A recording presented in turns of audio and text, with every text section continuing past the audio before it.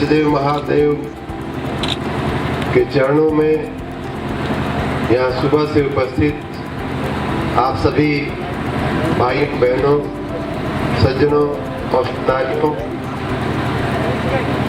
आप सबसे मिलकर मुझे सच में बहुत खुशी हो रही है।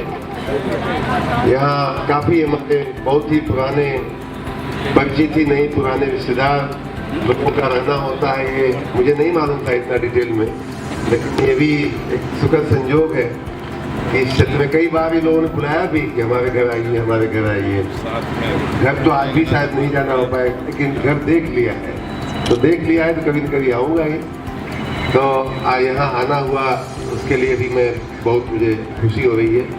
भगवान का दर्शन भी हुआ, वो भी एक बड़ा पुनीत कार्य हुआ है। ये जो चुनाव हो रहा है नगर पालिका का, उसमें हम लोग, आपको लगता होगा कि ये प्रदेश का मंत्री है, IAS अधिकारी रहा है। पहली गलती तो हमारी श्रीमती जी कहती थी, पहली गलती तो किया कि नौकरी छोड़ के राजनीति में आ गया। और दूसरे, अब क्यों खेत खेत घूम रहा है, खलियान खलियान घूम रहा है, क्या इसको दिक्कत है? मंत्री तो बन गया है और अच्छा खासा ठीक ठाक है, घर द्वार ठीक है। तो हम इसलिए घूम रहे हैं कि जैसा कि हेमंत ने कहा, पूरी देश और दुनिया में जो बदलाव आ रहा है, देश और दुनिया में जो प्रगति हो रही है, वो हमारे अपने ज़िले में, हमारे अपने मऊ में क्यों नहीं होनी चाहिए? मऊ हमारा अपना है, मैं यहीं का पला बढ़ा हूँ। मैं छोटा बच्चा था तब से मुझे याद है कि हम लोगों की, मेरी माँ और घर की चाची और बुआ लोग मऊ में बाजार करने आती थी, सोनी की दुकान पे, दर्जी की दुकान पे, कपड़े की दुकान पे। तो बच्चों को भी छोटे अपने साथ लाती थी, जैसे वो बच्चे बैठे हुए हैं माता जी के साथ अपने। तो उसी तरह से वो लोग तो अपना सोनी और सोना और दर्जी और कपड़ा करती रहती थी, हम लोग पीछे बैठ के चॉकलेट और मूंगफली खाते रहते थे। तो इस तरह से बहुत बचपन से मऊ से मेरा नाता रहा। फिर यहीं रह करके, मऊ में ही रह करके मैंने हाई स्कूल और इंटर की पढ़ाई किया। 4 साल बस स्टेशन पे मैं रहा, और गांव भी नज़दीक है तो कभी साइकिल से गांव भी आना जाना होता था, यहाँ भी रह जाता था, रुक जाता था। तो इस प्रकार मऊ पूरा मेरा बचपन मेरा बीता है, मऊ अपने दिल में है, मऊ अपने हृदय में। और मैं राजनीति में तो अभी 2 साल हुआ, लेकिन जब नौकरी में था तब भी मैं जब गुजरात से मऊ आता था तो मऊ को देख करके बड़ी पीड़ा होती थी। गुजरात इतना बदल गया, पूरा देश बदल रहा है। गुजरात में तो 2001 में भूकंप आया था। आप विश्वास नहीं करेंगे कि गुजरात का एक भी मकान ऐसा नहीं था, एक भी बिल्डिंग ऐसी नहीं थी कि वो जो या तो धराशायी नहीं हो गई थी या उसमें बड़ा क्रैक न पड़ गया हो कि जिसको बाद में धराशायी करना पड़े। ऐसी स्थिति में सारे के सारे मकान, एक भी अस्पताल, एक भी स्कूल, एक भी बिल्डिंग, प्राइवेट मकान नहीं बचा था जिसको गिराना नहीं पड़ गया हो या खुद गिर न गई हो। उसमें से माननीय मोदी जी ने 3-4 साल के अंदर पूरे गुजरात को फिर से एक तरह से खड़ा कर दिया। और मऊ जो अच्छा खासा था, मऊ जो था पुराना मऊ अपना जो है, जो जिसमें शायद आप में से कई लोग उस समय अभी मऊ नहीं आए रहे होंगे, मैं तब से मऊ को जानता हूँ। 78-79 में हम लोग यहाँ से 79-80 में यहाँ से इंटर करके हम लोग प्रयाग गए पढ़ाई करने के लिए। तब का मऊ जो मुझे याद आता है कि काटन मिल हमारी अच्छी खासी चलती थी, स्वदेशी काटन मिल अच्छी खासी चलती थी, बरदाहा वाली मिल बढ़िया चलती थी। हजारों लोग उसमें रोजगारी पाते थे, हजारों लोग नौकरी करते थे।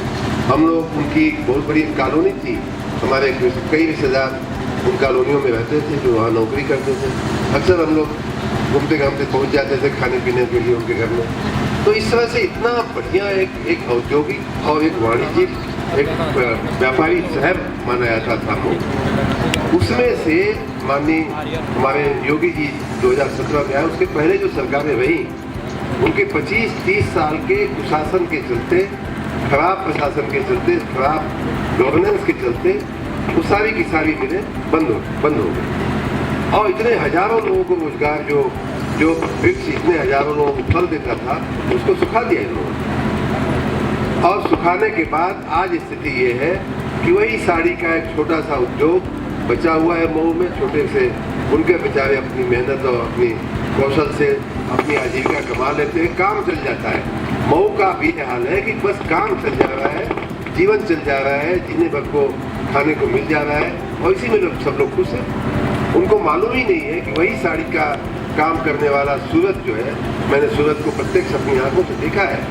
सूरत का भी यही हाल था कि एक समय ऐसा था 1992 94 के आसपास की बात मैं करूं तो सूरत में जो सबसे खराब बीमारी कही जाती है प्लेग का नाम सुने होंगे आप लोग, जो चूहों से होती है, ऐसा सुना गया है। देखा तो किसी ने नहीं है हम में से आप में इस पीढ़ी ने, लेकिन प्लेग हुआ था। वहाँ हम लोगों की ड्यूटी लगाई गई थी प्लेग को कंट्रोल करने के लिए। इतना गंदा शहर था सूरत, आप एक गली में एक जगह बैठ नहीं सकते, ऐसी इतनी गंदगी हुआ करती थी सूरत में। लेकिन वही सूरत प्लेग के आने के बाद माननीय मोदी जी के प्रयासों से आज देश का सबसे तेज विकास करने वाला शहर बन गया। ये रिकॉर्ड पे है, मीडिया में आप चेक कर सकते हैं, इंटरनेट पे चेक कर सकते हैं आप। तो परिवर्तन अगर करना हम चाहें तो परिवर्तन होता है। करना जो हम करना चाहते हैं, प्रशासन की एक खूबी होती है कि जो ठान लेता है वो हो जाता है, लेकिन यहाँ किसी को पड़ी ही नहीं। कल मैं एक मठिया टोला करके एक यहाँ टोला है, उसमें मैं गया था और उसमें मैं इसलिए गया कि जब बरसात के दिन चल रहे, अभी मैं तो अभी मंत्री बना ही था अप्रैल में, तब तक जून जुलाई में बरसात आई और उसमें से फिर मच्छर और मक्खी मठिया टोला में इतने हुए, डेंगू का पूरा रोग फैल गया मठिया टोला में मौके, और कई लोगों की मौत हो गई।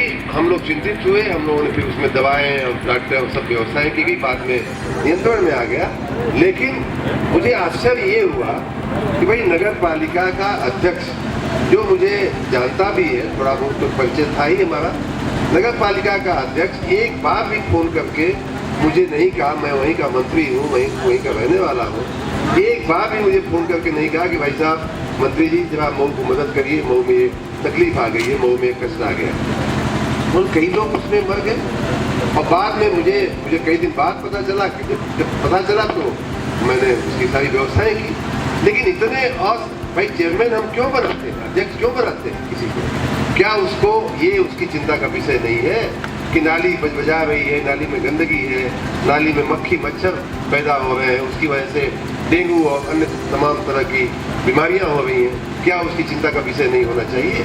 इसलिए कायले चेयरमैन बनाया गया भाई, कायले उस पार्टी को जिताया, उसको कुर्सी पर बैठाया गया है भाई। या इसी मोहल्ले की बात करें तो कई ऐसी समस्याएं होंगी जिन पे जनप्रतिनिधि का जो पार्षद है या जो अध्यक्ष है हमारी नगर पालिका का, उसका नियमित ध्यान होना चाहिए। ध्यान होगा जब जा करके अपने बोर्ड में कहेगा, बोर्ड में जो हो सकता है होगा, नहीं हो सकता है तो उस बात को ऊपर पहुंचाएगा, लखनऊ पहुंचाएगा, लखनऊ नहीं हो सकेगा दिल्ली पहुंचाएगा अपनी बात को, तब तो होता है ना काम। लेकिन बस कान में रुई डाल करके बैठ जाए। और यहाँ की तो परंपरा ये रही है कि 2-3 लोगों के बीच चेयरमैन के पद का बंटवारा, वार्षिक बंटवारा होता है, पंचवर्षीय योजना इनकी चलती है। इस 5 साल के लिए तुम ले लो, अब तुम 5 साल किए लेकिन बड़े बदनाम हो गए हो, तुम्हारा नाम खराब हो गया, पैसा भी अच्छा कमा लिए हो, तो ऐसा करो कि तुम रहने दो, फलनवा को दे देते हैं, तो अब फलनवा आ जाता है। फिर 5 साल वो गड़बड़ करता है, फिर उसी में से पहला वाला आदमी आ जाता है। तो इस प्रकार से ये पूरा किस्सा कुर्सी का इन लोगों के बीच में चलता रहता है। और इसीलिए मऊ जहाँ था या तो उससे नीचे गया है और मऊ का कोई विकास नहीं हो पाया। मऊ में कई ऐसी चीज़ें थी, मऊ के आप सब लोग मऊ इसीलिए कोई आजमगढ़ जिले से, रामगढ़ से, कोई कहीं से आकर के बसा है यहाँ, तो इस आशा में बसा है ना कि भाई मऊ में बरकत होगी, मऊ में तरक्की का आपको अवसर मिलेगा, मऊ में हमारे बच्चों की अच्छी पढ़ाई होगी, अच्छा स्कूल मिलेगा, अच्छा अस्पताल हमको मिलेगा, अच्छा जीवन मिलेगा, हमको अच्छी आजीविका मिलेगी, हमारा पर कैपिटा इनकम हमारी बढ़ेगी, हमारी आमदनी बढ़ेगी। इसी लालच से, इसी मंशा के साथ लोग नगरों में आते हैं, बसते हैं। लेकिन यहाँ आकर के जो आपका विकास हो सकता था वो नहीं हुआ है। इसलिए हम लोग इस बार हमारे माननीय योगी जी हो, माननीय मुख्यमंत्री जी हो या मैं स्वयं, हमारे ज़्यादा कई मंत्री यहाँ, कल भी कई मंत्री थे, आज भी कई मंत्री इस जिले में घूम रहे हैं, खाली ये समझाने के लिए लोगों को कि भाई ये परिवर्तन आवश्यक है। ये कोई हम अपने लिए नहीं कर रहे हैं, मुझे चेयरमैन नहीं बनना है, नहीं आने वाले मंत्रियों को बनना है, नहीं हमारे माननीय योगी आदित्यनाथ जी को बनना है। वो तो कहे, मंच से उन्होंने कहा कि भाई इसमें राज्य सरकार में कोई फर्क पड़ने वाला नहीं है, केंद्र सरकार में कोई फर्क पड़ने वाला नहीं है, लेकिन आपकी सेहत में फर्क पड़ने वाला है। आप अगर सही निर्णय नहीं लोगे तो मऊ की जनता की सेहत में फर्क पड़ने वाला है। इसलिए हम सब यहाँ आप सबके बीच घूम रहे हैं। ये निर्णायक जो समय होता है उसी में हम गलती कर जाते हैं और हर बार ये लोग जो बहुरूपीय होते हैं हमारे भोलेपन का, हमारे सीधेपन का लाभ लेकर के वो अपना उल्लू सीधा कर लेते हैं और हम फिर हाथ मलते रह जाते हैं अगले 5 साल के लिए। आपको आएंगे ये लोग मत मांगना, उनका अधिकार है, मत मांगेंगे, लेकिन आप पूछिए तो उनसे कि भाई तुम 2 बार तुम जो चेयरमैन रहे हो, 2 बार तुम सपा बसपा को 2 बार, दोनों को 2 बार, मुझे लगता है 2 या 3 बार चांस मिला है इस नगर में चेयरमैन बनने का। आपने कोई 10 चीज गिनाओ तो कि तुमने किया हो। आज मऊ में जो भी आप देख रहे हैं, मैं ईमानदारी से ये बात कर रहा हूँ कि आप मऊ में जो भी देख रहे हैं, चाहे बलिया मोड़ हो, चाहे अपना एक्सप्रेस वे हो लखनऊ वाला, चाहे बनारस को जोड़ने वाला, चाहे गोरखपुर को जोड़ने वाला, वो सब राज्य सरकार का किया हुआ काम है, नगर पालिका के लोगों का किया हुआ काम नहीं है। ये बाहर की एजेंसियों का काम है जो आपको दिखाई देता है, जिससे आप थोड़े बहुत मऊ को लेकर के थोड़ा बहुत प्रभावित हो जाते हो। जैसे ही आप मऊ नगर के अंदर, उसके अंदर आप कदम रखते हैं, तैसे ही आपको मालूम पड़ जाता है कि मऊ में कुछ काम नहीं हुआ। तो इसलिए ये लोग खाली पैसा कमाने और अपना उल्लू सीधा करने के लिए पद पे आते हैं। उनसे बचना है और हमारे निर्दोष लोग जैसे मनु गुप्ता जी आपके बीच में प्रत्याशी बन करके आई हैं, इस सभासद की, इस क्षेत्र की, इस वार्ड की, ऐसे लोगों को जिताइए जो निस्वार्थ भाव से आपकी सेवा कर सके, दिन रात आपकी सेवा कर सके। और उसी प्रकार से अजय कुमार, हमारे एक समाज का, देखिए भारतीय पार्टी की सोच देखिए, ये जनरल सीट थी। हम चाहते तो हम अपने किसी रिश्तेदार को लड़ा सकते थे।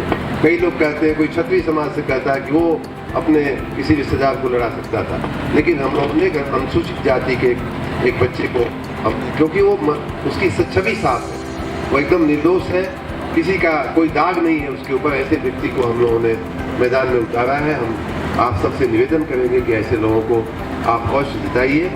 दूसरी बात ये है कि कई बार अब इतनी बढ़िया कॉलोनी है, इतने अच्छे लोग यहाँ रहते हैं, पढ़े लिखे संभ्रांत लोग और बड़े समाज के अग्रणी लोग यहाँ रहते हैं, तो उनको लगता है कि हम तो खाली भाषण देने के लिए बने, हमको वोट देने की जरूरत नहीं है। नहीं, वोट देना भी जरूरी है। घर से निकलिए, घर से वोट निकल, पहला काम घर से निकल करके वोट करिए और दूसरों से भी करवाइए। चाची, काका, चाचा को लेकर के आप मतदान करने जाइए। सुबह आप सबका मतदान हो जाए, ये आप जरूर सुनिश्चित करिएगा, क्योंकि सब अच्छा है, सब अच्छी भावनाएं हैं, भाजपा का कमल हमारे दिल में है, लेकिन हम वोट देने नहीं जाएंगे। अरे भाई, जब तक जाओगे नहीं, तब तक दिल को जब तक बैलेट पेपर में नहीं डालोगे, तब तक परिणाम कैसे आएगा? तो ये भी, इसका भी ध्यान रखना होगा और आप सबकी जानकारी होगी ही, फिर भी मैं रिपीट कर रहा हूँ कि इस बार जो बैलेट पेपर से चुनाव होना है, मशीन वाला चुनाव नहीं है, इसलिए दो बैलेट पेपर आपके समक्ष होंगे, एक पार्षद का, पार्षद वाला और दूसरा हमारे नगर पालिका के अध्यक्ष पद का। अध्यक्ष पद के जो प्रत्याशी हैं उनका एक बैलेट पेपर पे होगा, उसमें भी कमल खोजना है, और जो सभासद के जो बैलेट पेपर होगा उसमें भी खाली कमल खोज करके, दोनों में कमल होगा। कहीं कोई कंफ्यूजन, कहीं कोई संशय की गुंजाइश नहीं है। इसलिए आप कमल पे अपना निशान लगा करके, और अभी 2 दिन हमारे पास हैं, थोड़ा अपनी सोसाइटी में घूम करके, हमारे बहुत अच्छी नेत्री हमारी जो है रिश्तेदार भी हैं, और आपके नेतृत्व में आप लोग थोड़ा घूमिए भी। हाँ जी, तो इसमें करके जिताइए। इस बार ऐसा एक मौका दिख रहा है कि अच्छे लोगों को हम नगर पालिका की कमान सौंप सकते हैं। बहुत सालों बाद, 40 साल बाद लोग बता रहे हैं, 50 साल बाद ऐसी एक संभावना बनी है कि हम और भारतीय जनता पार्टी एक जिम्मेदार पार्टी, आप जानते ही हैं। पूरे देश में इसका शासन चल रहा है, पूरे प्रदेश में इसका शासन चल रहा है। तो एक नगर पालिका में भी एक बार विश्वास करके देखिए ना। मान लीजिए गलती हो जाएगी तो 5 साल बाद बदल लीजिएगा। पीछे जो लोग रहे उनका आप देख ही रहे हैं। अपने काम की मैं जहाँ तक बात है कि पिछले 1 साल में हमको यहाँ से कोई सहयोग नहीं मिला, फिर भी आप यहाँ से जाते हैं तो आप देखिए, आप एकदम नाक की सीट में आप जाएंगे तो सेल्फी पॉइंट अभी बना है कि नहीं बना है। उसके बाद गाजीपुर तिराहे की आप हालत देखिए, कितना गंदा था, वो उसमें सुधार हुआ है कि नहीं हुआ है। कलेक्ट्रेट के अंदर आप वहीं जाइए तो बड़ा कोई सभागृह नहीं था इस पूरे शहर में, पूरे नगर में। इतना खराब, एक छोटा मोटा था, वो भी इतना खराब हो गया था कम्युनिटी सेंटर। उसको मैंने पूरा नया बना करके जो है अच्छा आधुनिक सभागार हमने, ऑडिटोरियम हमने बनवा दिया। मिर्जादीपुर चौराहे की भी वही हालत थी। मैं तो वहाँ, मेरा बचपन वहीं से डीएवी से गांव जाते समय हमेशा मिर्जादीपुर चौराहे से मैं गुजरता था। कितना गंदा, कितना कंजस्टेड हुआ करता था। आज जा करके देखिए, आप शाम को जाएंगे तो आपको लगेगा ही नहीं कि वही मिर्जादीपुर है। मिर्जादीपुर से आगे की इतनी बड़ी लाइटों की श्रृंखला जो इधर भी लगना शुरू हो गया है, खंभे गिरना शुरू हो गए हैं। प्रोजेक्ट में है लेकिन समय भाव में इधर नहीं हो पाया है। लेकिन उधर की 5-6 किलोमीटर तक की लंबी लाइन में एलईडी लाइटें लग गई हैं, हाई मास्ट लाइटें लग गई हैं। तो इस तरह का जो बदलाव हमको जितना समय मिला और जितना सहयोग मिला, जितना हमें स्थानीय नगर के कर्ता धर्ताओं से जितना सहयोग मिला, उसमें हम गिना सकते हैं, ऐसे 50 काम गिना सकते हैं। अस्पतालों में यहाँ के दोनों महिला अस्पताल में, सदर अस्पताल में बहुत काम हुआ है। मिर्जादीपुर के पास बड़ा गांव में हम एक बहुत बड़ा कल्याण मंडप बनवा रहे हैं जिसमें शादी वादी लोगों की, बच्चों की हो सके। तो इस प्रकार के 50 काम मैं 1 साल अभी हुआ मुझे मंत्री बने, मैं गिना सकता हूँ। ये लोग अगर आते हैं आपके पास तो बाकी सब वार्ता सुनने के बाद आप उनसे ये तो पूछिए कि भैया तुम 2 बार 3 बार चेयरमैन रहे, 15 साल 10 साल चेयरमैन ही किए हो, तुम 5 काम गिना करके हमको बता दो कि जो तुमने मऊ में किया या जो तुम मऊ में कह सकते हो कि मैंने करवाया है। आजकल तो वो लोग हमारे किए हुए कामों पे इधर उधर से कहीं अपना पट्टी चिपकाने की कोशिश में है कि इसका ये काम हमने कराया है। पट्टी चिपका रहे हैं ना, तो वही नहीं हो पा रही है, क्योंकि हुआ तब जब वो नहीं रहे, हम निकल गए हैं तब हुआ है। अब कैसे झूठ बोलने की भी लिमिट होती है, इतना झूठ भी नहीं बोल पा रहे हैं। तो ये ऐसे लोग हैं जिनका कोई चरित्र नहीं है, जिनकी कोई इच्छा नहीं है जनता की सेवा के लिए राजनीति में आए ही नहीं है। ऐसे लोगों से मऊ को अब बचाना है, तभी मऊ की जाकर के बरकत होगी, मऊ की तरक्की होगी। मऊ में अभी ये तो साफ सफाई, नाली नाला, सड़क, चौराहा, तिराहा, ये तो बहुत शुरुआती चीज़ें हैं, बहुत शुरुआती काम है। ये कोई बड़े काम नहीं है। जो बड़ा काम है वो ये है कि हम नौजवानों के लिए अच्छी रोजगारी के अवसर कैसे खड़ा करें और अच्छी फैक्ट्रियाँ यहाँ कैसे लगे, अच्छे उद्योग धंधे कैसे लगे, अच्छे स्कूल यहाँ कैसे बने, मेडिकल कॉलेज यहाँ कैसे बने जिसमें लोगों की अच्छी दवाएं हो सके। ये बड़े काम है और ये करने हैं। लेकिन स्थानीय निकाय का सहयोग हमारे लिए बहुत आवश्यक है। पर्दा की मिल की मैं बात करूँ तो वर्षों से बंद पड़ी है और कोई उसको पूछने वाला नहीं था। 85 एकड़ जमीन, सोचिए मऊ जैसे शहर के अंदर 85 एकड़ जमीन अनुपयोगी पड़ी हुई थी। अभी हमने राज्य सरकार से उसका निर्णय करवाया है कि उस पर अब हम औद्योगिक केंद्र बनाने की, औद्योगिक इकाइयाँ लग सकें, उसके लिए हमने लेकिन जिससे भी हम कहते हैं कि भैया आकर के एक उद्योग लगा दो। हम कई सारे बड़े उद्योगपति लोग और छोटे बड़े उद्योगपति लोग हमारे साथ हम काम किए हैं। हमने उनको सहारा दिया है। जहाँ कहीं कानूनी कोई अड़चन आती थी तो लोग हमारे पास आते थे, उनकी जो कि मदद योग्य रूप से की गई है। तो लोग हमारे संपर्क में रहते हैं। कई लोगों से मैंने कहा कि भैया मऊ में जरा आके अपना थोड़ा उद्योग धंधा लगाओ, तो वो लोग 1-2 दिन तो आते हैं, यहाँ मिठाई चाय खा के घूम के, और जब उन्होंने पता चलता गया मऊ तो बड़ा जोखिमी जगह है, बड़ा गुंडई है, बड़ा माफियागिरी है, बड़ा गंदा है, बड़े मच्छर, एक रात अगर रुक गया मऊ में कोई तो दूसरे दिन सुबह वो जो पुरिया बांध करके यहाँ इतने मच्छर हैं तो कौन रहेगा मऊ में।